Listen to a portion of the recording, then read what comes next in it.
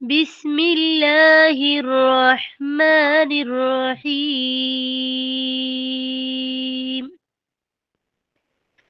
أولئك على هدى من ربهم وأولئك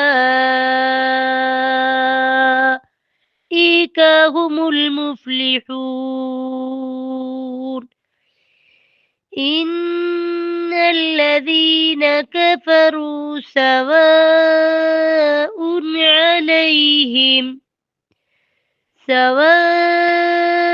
عليهم أأنذرتهم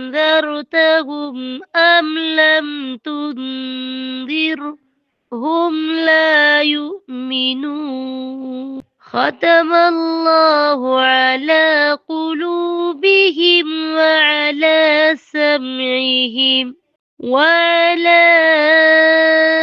أبصارهم غشاوة